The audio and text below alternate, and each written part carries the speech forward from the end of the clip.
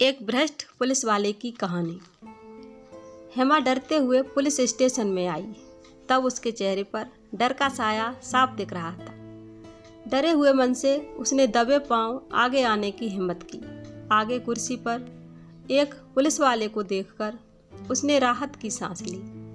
कोई तो है जो भगवान जैसा अपने काम में मग्न होने वाला रक्षक उसे अपनी आंखों के सामने दिखा। खाकी वर्दी में बैठे इस व्यक्ति को रक्षक जैसे समझने के लिए कारण भी वैसा ही था। माथे पर टीका और गले में तुलसी की माला थी उसके। हमेशा भगवान की पूजा करने वाला यह रक्षक अपने होठ हिलाते हुए भगवान का नाम फुसफुसा रहा था।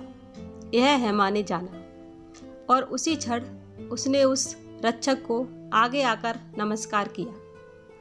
उससे पूछा, साहब मैं हेमा उदयवाड़ा गांव से हूँ। मेरा पति आपके थाने में कैद है। किसको मिलूं? मुझे कुछ भी समझ में नहीं आ रहा है। उस रक्षक ने उसकी तरफ चिंता में देखा और पूछा, नाम क्या है तुम्हारे पति का? हेमा आंखों में आंसू लिए बोल रही थी, भोला नाम है उनका।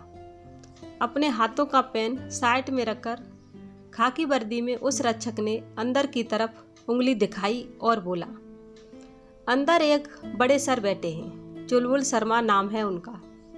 उनसे मिलो आप। आपके पति का केस उनके पास है। इतना बोलकर वह रक्षक अपने काम में मसरूफ हो गए।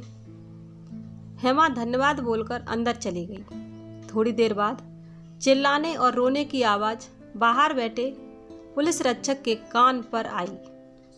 उसने हाथ का काम छोड़ा और क्या हुआ ये देखने के लिए वह अंदर गया। हेमा नीचे बैठकर रो रही थी और चुलबुल सर उस पर जोर से चिल्ला रहे थे, तुम्हारे पति को छुड़वाना है तो पैसों का इंतजाम करो, नहीं तो छोड़ दे उसको यहीं पर। हमें उससे कोई लेना देना नहीं है। रिश्वत चाहिए थी इसीलिए धमकी दे रहे थे चुलबुल सर। हेमा उन्हें बोल रही थी, साहिब मेरे पति की कोई भी गलती नहीं है, फंसाया गया है उन्हें। पर सर को कुछ फर्क नहीं पड़ा।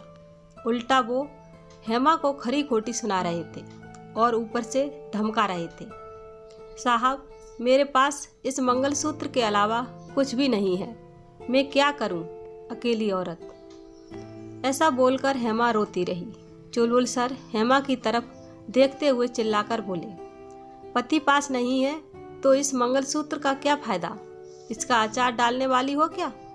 नहीं हो सकता पैसों का बंदोबस्त तो ला वह मंगलसूत्र मेरे पास। उसको बेचकर 4 पैसे तो आएंगे तेरे पति को छुड़ाने के लिए। गुनहगार है तेरा पति, क्या करेगी इस मंगलसूत्र को गले में लटकाकर। ऐसे बोलकर चुलबुल सर हेमा की तरफ बढ़ा। तभी हेमा ने गले में हाथ डालकर मंगलसूत्र निकाला और सर को देते हुए बोली, लो साहब यह मंगलसूत्र। आपकी बात भी सच है, पति ही पास नहीं है तो इस मंगलसूत्र को पास रखकर क्या करूं? पर मेरे पति को कुछ भी करके छोड़ दो, आपके पैर पड़ती हूं मैं। ऐसा बोलकर हेमा ने अपने मंगलसूत्र को सर के हाथों में दे दिया। भ्रष्ट हंसी लेकर सर उसकी तरफ देख रहा था। उतने में वह खाकी वर्दी वाला रक्षक गुस्से से सामने आया और उसने चुलबुल के हाथों से मंगलसूत्र लेकर हेमा को दे दिया। वो गुस्से से सर की तरफ देख कर चिल्लाया, चुलबुल यह क्या हरकत है तुम्हारी? सुहागन औरत के मंगलसूत्र पर नजर जाए, इतनी बुरी सोच है आपकी? गंदा काम और गंदी नज़र। आपको नींद कैसे आती है ऐसे बर्ताव करके? उसकी मदद करने के बजाय आप उस गरीब औरत का मानसिक शोषण कर रहे हैं। इसके लिए ही खाकी वर्दी पहनी थी क्या आपने? कहाँ पर भरोगे यह सब पाप?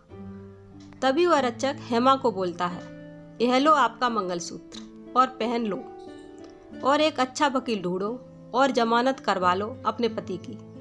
पैसे नहीं है तो मुझे बोलो, मेरे पहचान से तुम्हें अच्छा वकील बताता हूँ। जमानत पर छूटने पर उसकी फीस मुझे वापस कर देना।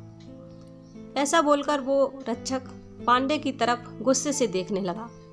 वैसे ही पांडे नीचे नजरें झुकाकर वहां से चला गया। हेमा ने उस भले इंसान को धन्यवाद कहकर वकील का पता पूछकर वहाँ से चली गई। इस वारदात को बहुत दिन हो चुके थे और खाकी वर्दी का वह भला इंसान को सेवानिवृत्त हुए 8 महीने हो चुके थे। आज पेंशन लेने के लिए बैंक में लाइन में रक्षक शांति से खड़ा था। तभी उनको जाना पहचाना चेहरा उस बैंक में एक टेबल पर बैठा दिखा। लाइन छोड़कर यह रक्षक वहां गया और देखता है तो क्या, चुलबुल सर। चुलबुल का एक हाथ थरथर कांप रहा था, मुंह थोड़ा सा टेढ़ा हुआ था और पैर बहुत थरथर करते हुए दिख रहे थे। क्या हुआ सर? ऐसे कैसे हुआ यह सब? मुझे तो खबर भी नहीं यह सब की। बड़े अपनेपन से उस रक्षक ने पूछताछ की सर से। बाजू में खड़ी सर की पत्नी सामने आई और बोली, नसीब के भोग, दूसरा क्या होगा। 2 महीने हो गए, अब पगार लेने के लिए लाना पड़ता है इनको। कुछ भी बचा नहीं हमारे पास। बहुत इलाज किया, पैसे खर्च किए, लेकिन कुछ फर्क नहीं पड़ा इनको। ऐसा बोलकर उसने अपने आंसू पल्लू से पोंछे।